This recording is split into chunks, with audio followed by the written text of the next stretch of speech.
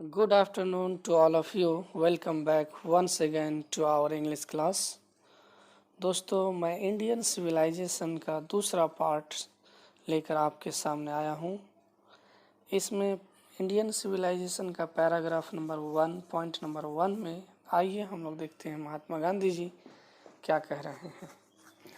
यहाँ पे देखिए बोला है I believe that the civilization has evolved. देखिए आई का मतलब होता है मैं, बिलीव का मतलब होता है विश्वास करना, डैट द सिविलाइजेशन की सभ्यता है, इंडिया हैज़ इवॉल्व्ड। इवॉल्व्ड का मतलब होता है विकसित करना, ऊपर उठाना, ऊंचा उठाना। तो मेरा मानना है कि भारतीय सभ्यता I believe is not to be beaten in the world. देखिए is not to be beaten in the world, जिसे दुनिया में हरा नहीं सकता है। ब्रिटेन का मतलब यहाँ पे हराना होगा, यानी कि दुनिया इसे हरा नहीं सकता है। तो मेरा मानना है कि भारतीय सभ्यता जिस तरह से विकसित हुआ है उसे दुनिया कोई नहीं हरा सकता है, ब्रिटेन नहीं कर सकता है। ठीक है, यहाँ पे बीट का मतलब मारना नहीं होगा, बल्कि ब्रिटेन का मतलब यहाँ पे हराना होगा। आगे क्या क्या, nothing can equal the seed sown by our ancestors. Nothing can equal का मतलब इसके बराबर कोई नहीं हो सकता है, कोई नहीं हो सकता है। क्या नहीं हो सकता? द सीड्स, सीड का मतलब बीज, यानी सीड्स यानी बहुत सारे बीज, शॉन, शो मतलब बोना, शॉन यहाँ पे भी तो इस्तेमाल हुआ। द सीड सॉन, जो बीज बोया गया है, किसके द्वारा? बाय लगा के, बाय द्वारा, आवर एंसेस्टर्स हमारे पूर्वजों के द्वारा। नथिंग कैन इक्वल, कोई बराबर नहीं हो सकता, द सीड सॉन, जो बीज बोया गया किसके द्वारा? बाय आवर एंसेस्टर्स हमारे पूर्वजों के द्वारा, हमारे पूर्वजों के द्वारा। रोम वेंट, इटली की राजधानी रोम है। ठीक है, तो यहाँ पे कहा गया है रोम वेंट, रोम चला गया, V2 का इस्तेमाल हुआ। रोम एक इटली की राजधानी है। Went V2, go went gone होता है, तो यहाँ पे V2 का इस्तेमाल हुआ, वर्ब का सेकेंड फॉर्म, यानी कि रोम चला गया। Greece shared the same fate. Greece, देखिए ग्रीस भी एक जो है देश का नाम है। वही देखिए ग्रीस, शेयर्ड का मतलब होता है शेयर करना, साझा करना। ठीक है, शेयर करना, साझा करना। आगे बढ़ते हैं। द सेम फेट, क्या बोला गया यहाँ पे? देखिए द सेम फेट, देखिए सेम फेट, यानी कि रोम चला गया, ग्रीस ने वही भाग साझा किया। The might of the pharaohs was broken, देखिए was broken. The might of the pharaohs, pharaohs जो है फिरौन की ताकत, फेरोज जो है मिस्र की राजा को कहा जाता है, तो उसको क्या कहा जाता है? फेरोज। ठीक है, तो फिरौन जो की ताकत, माइट का मतलब क्या होता है? ताकत। वाज का मतलब था, ब्रोकन का मतलब होता है टूट जाना। यहाँ पे भी थर्ड फॉर्म का इस्तेमाल हुआ है। तो फेरोज का ताकत जो है क्या हो गया? टूट गई।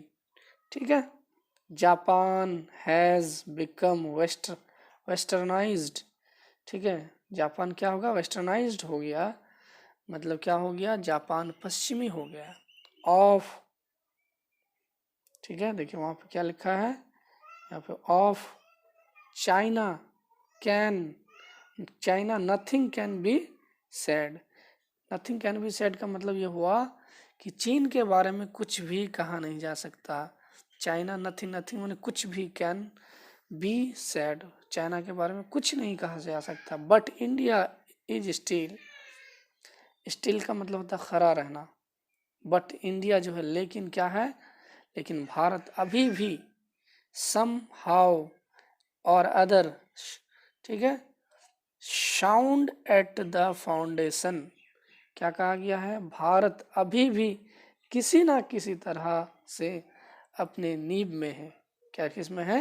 साउंड एट द फाउंडेशन, ठोस नींव में। The Europe of the people of Europe. The people of Europe का मतलब यूरोप के लोग, पीपल माने लोग, यूरोप एक देश है तो यूरोप के लोग, ठीक है। लर्न, लर्न माने सीखना, देयर लेसन्स, कैसे सीखता है, उनके अपने पाठ, ठीक है। Lessons from the writings of the man of Greece. यहाँ पे कहा गया है यूरोप के लोग रोम के लेखन से सबक सीखते हैं।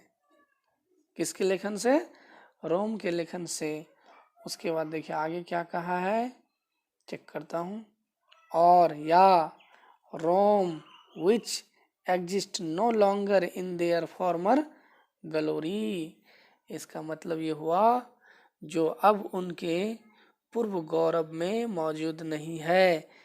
किस में मौजूद नहीं है? उसके पूर्व गौरव में मौजूद नहीं है। उनसे यहाँ पे क्या है, in trying to learn, try माने कोशिश करना है, यहाँ भी फोर्थ फॉर्म का इस्तेमाल हुआ। In trying to learn, learn माने सीखना, फ्रॉम देम, ठीक है, फ्रॉम देम उन लोगों से, फ्रॉम उन लोगों से, the Europeans imagine that they will avoid the mistakes of Greece and Rome. यहाँ पे क्या कहा गया है, उनसे सीखने की कोशिश में यूरोपियन कल्पना करते हैं कि वे यूनान और रोम की गलतियों से बचेंगे। किससे बचेंगे? ये कौन कह रहा है, ठीक है। In trying to learn from them the Europeans imagine करते हैं, क्या करता है कि that they will avoid the mistakes of Greece and Rome, यानी ग्रीस और रोम जो गलतियाँ किया है वो गलतियाँ यूरोप ना करे, ये चीज़ उन लोगों से सीखने की कोशिश करता है उनके लेखन से। Such is their pitiable condition. Pitiable का मतलब क्या होता है? सच इज देयर, पिटिएबल का मतलब होता है दयनीय कंडीशन, माने स्थिति, ऐसी उनकी दयनीय स्थिति है, दयनीय स्थिति है।